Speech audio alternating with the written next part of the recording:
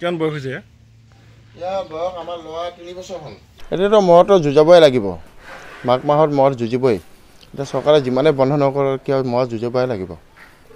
মহ নুযুঁজালে মহতো দেখিছে কি অৱস্থা হৈছে, মানুহক সানে, গোৱালকক চিনি নাপায়, মানুহকো চিনি নাপায়, মালিককো চিনি নাপায়। তো মহ যুঁজাবই লাগিব। চৰকাৰে যিমানে যি নকৰে কিয় মহ যুঁজাম বুলি ভাবিছোঁ, যুঁজাবই লাগিব। যেনেকৈ কয় নহয় কিয় পথাৰত হ'লেও যুঁজাব লাগিব। চৰকাৰে যদি যুঁজ বন্ধ কৰিছে পথাৰত হ'লেও যুঁজাব লাগিব। আৰু যুঁজাব নোৱাৰিলে মানুহকো চিনি নাপায়, গোৱালকো সানি কেনে আহিব, খুঁটিত ৰাখিবই নোৱাৰোঁ এতিয়া। আমি 32-33 বছৰৰ পৰা মহ যুঁজি আছোঁ। এটা মানে অনুমতি দিছিলে, SOP দিছিলে। সেই SOP হিচাপে মানে যোৱাবাৰ চৰকাৰে যুঁজাব দিছিলে, তেতিয়া যুঁজাইছোঁ। মানে এইবাৰতো চৰকাৰে কালি যিটো নিৰ্দেশনা যিটো দিছে উচ্চতম ন্যায়ালয়ৰ পৰা, এতিয়াতো মহযুঁজটো বন্ধ কৰিছে বুলি কিনে শুনিব পাইছোঁ।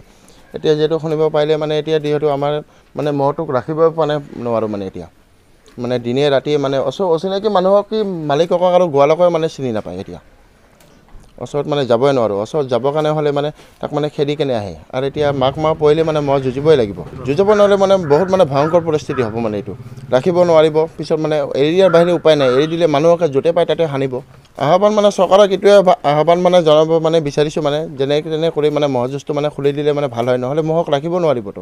কিমান বয়স হৈছে? ইয়াৰ বয়স আমাৰ ল'ৰা 3 বছৰ হ'ল।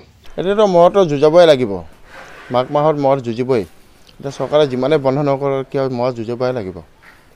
মহ নুযুঁজালে মহতো দেখিছে কি অৱস্থা হৈছে, মানুহক সানে, গোৱালকক চিনি নাপায়, মানুহকো চিনি নাপায়, মালিককো চিনি নাপায়। তো মহ যুঁজাবই লাগিব। চৰকাৰে যিমানে যি নকৰে কিয় মহ যুঁজাম বুলি ভাবিছোঁ, যুঁজাবই লাগিব। যেনেকৈ কয় নহয় কিয় পথাৰত হ'লেও যুঁজাব লাগিব। চৰকাৰে যদি যুঁজ বন্ধ কৰিছে পথাৰত হ'লেও যুঁজাব লাগিব। আৰু যুঁজাব নোৱাৰিলে মানুহকো চিনি নাপায়, গোৱালকো সানি কেনে আহিব, খুঁটিত ৰাখিবই নোৱাৰোঁ এতিয়া। আমি 32-33 বছৰৰ পৰা মহ যুঁজি আছোঁ। এটা মানে অনুমতি দিছিলে, SOP দিছিলে। সেই SOP হিচাপে মানে যোৱাবাৰ চৰকাৰে যুঁজাব দিছিলে, তেতিয়া যুঁজাইছোঁ। মানে এইবাৰতো চৰকাৰে কালি যিটো নিৰ্দেশনা যিটো দিছে উচ্চতম ন্যায়ালয়ৰ পৰা, এতিয়াতো মহযুঁজটো বন্ধ কৰিছে বুলি কিনে শুনিব পাইছোঁ। এতিয়া যিহেতু শুনিব পাৰিলে মানে এতিয়া যিহেতু আমাৰ মানে মহটোক ৰাখিবই নোৱাৰোঁ মানে এতিয়া। মানে দিনে ৰাতিয়ে মানে অচিনাকি মানুহক কি মালিকক আৰু গোৱালকে মানে চিনি নাপায় এতিয়া। ওচৰত মানে যাবই নোৱাৰোঁ। ওচৰত যাবৰ কাৰণে হ'লে মানে তাক মানে খেদি কেনে আহে। আৰু এতিয়া মাঘ মাহ পৰিলে মানে মহ যুঁজিবই লাগিব। যুঁজাব নোৱাৰিলে মানে বহুত মানে ভয়ংকৰ পৰিস্থিতি হ'ব মানে এইটো। ৰাখিব নোৱাৰিব, পিছত মানে এৰি দিয়াৰ বাহিৰে উপায় নাই। এৰি দিলে মানুহকে য'তে পায় তাতে সানিব। আহ্বান মানে চৰকাৰক এইটোৱে আহ্বান মানে জনাব মানে বিচাৰিছোঁ, মানে যেনে কৰি মানে মহযুঁজটো মানে খুলি দিলে মানে ভাল হয়, নহ'লে মহক ৰাখিব নোৱাৰিবতো।